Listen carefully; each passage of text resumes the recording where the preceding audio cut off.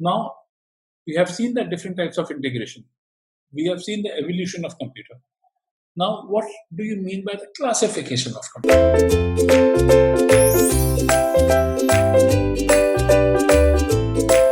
The different classification of computer is in the form of microcomputer system, mini computer system, mainframe system, and supercomputer system. Now, let us understand what is microcomputer system. This set of computer was being prepared in the year of 1970,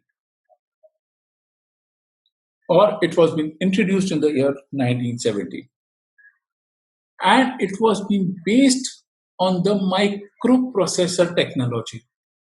Now, the technology used in microcomputer was microprocessor technology. These sorts of computers were very large in size. Now, after building of microcomputer, then the evolution of a mini computer took place. Now, what was the basic USP of mini computer over microcomputer? Let us have a look on it. Mini computer was able to execute arithmetic functioning and basic logic, and also support the number of programming. Like it was doing a multitask operation at the same time. And during that time, the computer languages were also getting developed. And mini computer was able to support it. That is the basic logic and the different programs were used by mini computers. And it was supporting multitask operations in case of mini computer. Now, what was the size? The size is smaller than a mainframe, first thing. Now, what was the basic disadvantage of mini computer? It was not able to process the task which has a very high data access. It was only able to do the task which had a limited data access. If you require a large data access, then mini computers was not the solution. So what happened?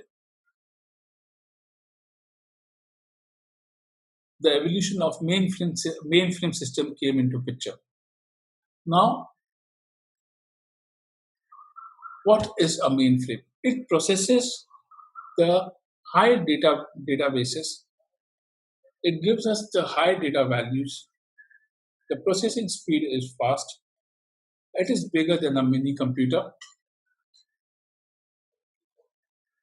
It is very suitable to operate the gigantic database which needs a central management. So it can operate on the central management system also.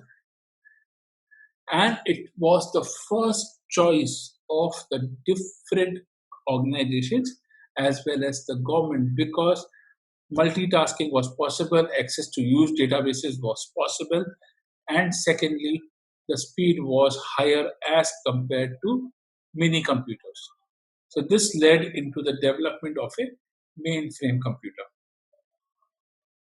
Then came the development of a supercomputer. Now, what do you mean by supercomputer? You already had a mainframe computer which was doing all your tasks. Now, what was the need of developing a supercomputer? The processing speed had increased drastically when you say a supercomputer. It was able to execute millions of instructions per second. Imagine millions instructions getting executed per second. It had the highest processing capability.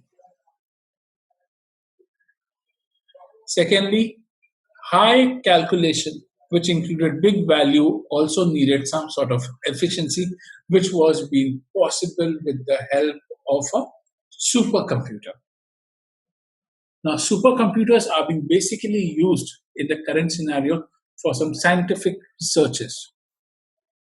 It has been highly used in case of satellite launch because of their ability to execute millions of instructions per second. The few examples where supercomputers are currently being used are aerospace and the nuclear experiments.